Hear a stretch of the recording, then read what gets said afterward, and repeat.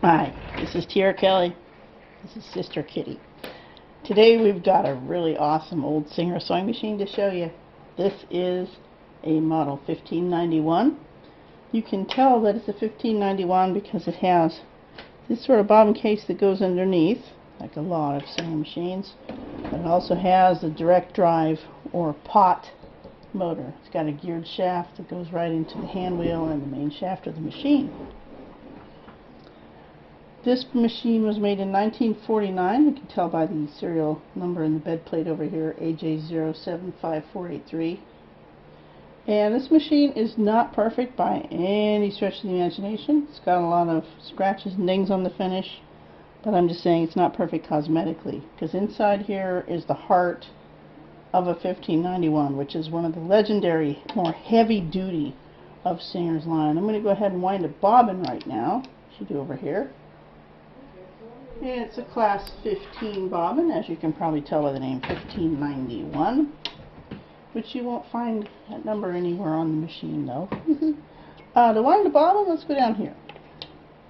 Only got a little bit of thread left on this spool, and since I only need a partial bobbin for this little demonstration, we'll just use this spool. Click that down, turn the knob back towards you. And, oops, this goes in this little tension disc here. Okay, got interrupted there right as I was getting ready to wind a bobbin. We're back with our Singer 1591. And we've got the bobbin set up to wind up to here. If you do it that way, instead of putting it on the main spool, that means you can be sewing on the main machine and winding it bobbin at the same time, because it will click off when it is full. I'm not going to fill it up because we don't need that much thread for this demonstration, but it would click off like that. Okay, now let's put the bobbin in the bobbin case. Bobbin case is underneath the machine. Looks like that. You put the bobbin in so the thread is coming off this way, like that. And then you leave the thread under that little slit and under the flat spring. It's going up like this. And then let me just move this back so you can see. And the bobbin goes in underneath here. Goes thingy-majigger, slide plate, not thingy-majigger, TR. Now let's thread the top.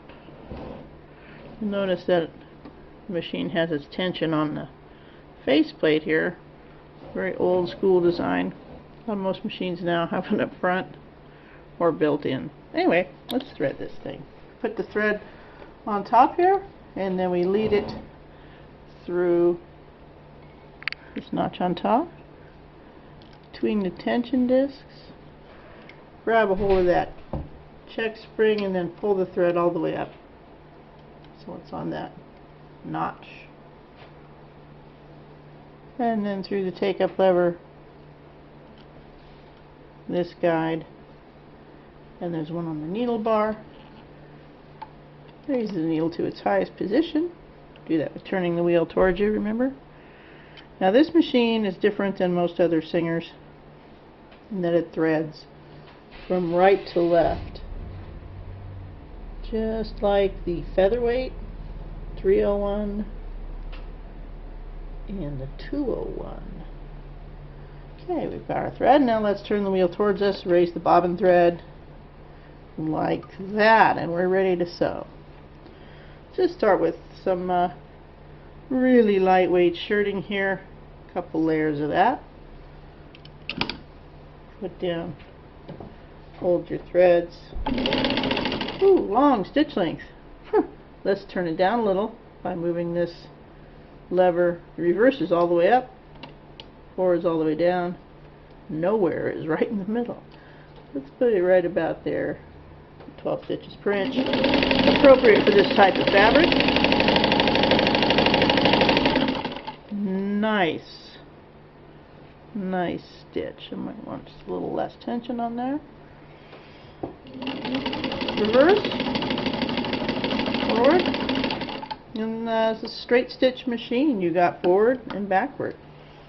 You can do most anything with that. See the resolution. I don't think my camera will focus that good, but that's a really balanced seam forward and back. Let's try something a little heavier.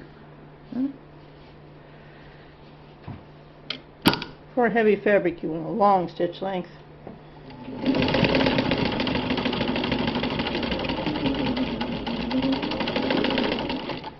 How about that? 1591 is known as a very heavy-duty capable machine because of that gear drive motor and the mechanisms of the machine itself. You can own this really awesome piece of Singer history. Let it here at Stagecoach Road Vintage Sewing Machine. Contact us. It can be yours.